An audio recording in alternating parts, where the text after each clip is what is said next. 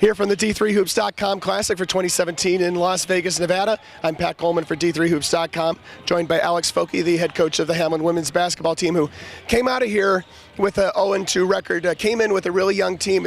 Coach, we were looking through your team and seeing that you just have so many freshmen and sophomores, no seniors on the roster, only a couple of juniors.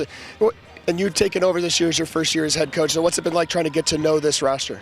Yeah, it's been nice, being around the program. I was the top assistant with the men's program for the last 4 years over at Hamline, so had some familiarity with some of the players on the roster, but obviously bringing in a big freshman class.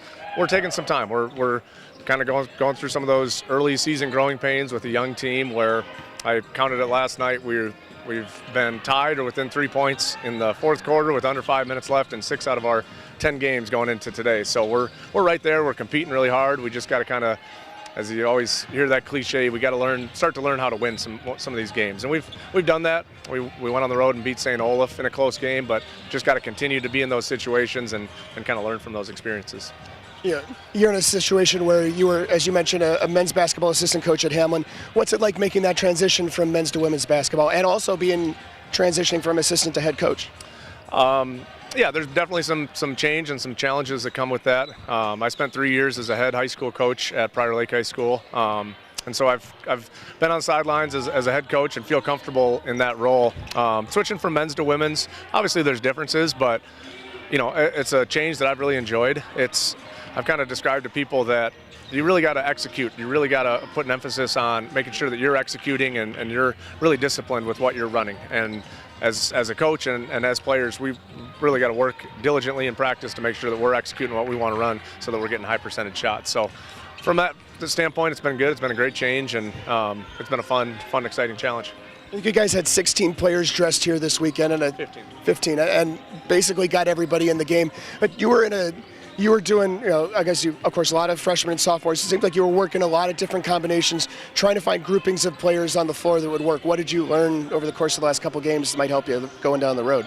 Yeah, so many of our players bring certain things to the table, and we're, looking at situations where, we might athleticism or skill, size, just different things that they bring to the table, and we're just kind of continuing to work with them and seeing what they bring to the table and continuing to get them experience. And looking at as many freshmen and sophomores as we have, we need them to continue to develop and continue to buy in and continue to have that growth so that they're sophomores, juniors, seniors, and we're looking for them as the kind of the future of our program.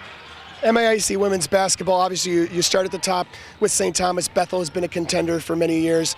St. Ben's has been, up and, I want to say up and down because the down for them isn't very far. But basically, there's a lot of talent in that conference. And, for you guys to even make a couple of steps up the ladder seems like it's going to take a lot of effort, a lot of skill, a lot of talent.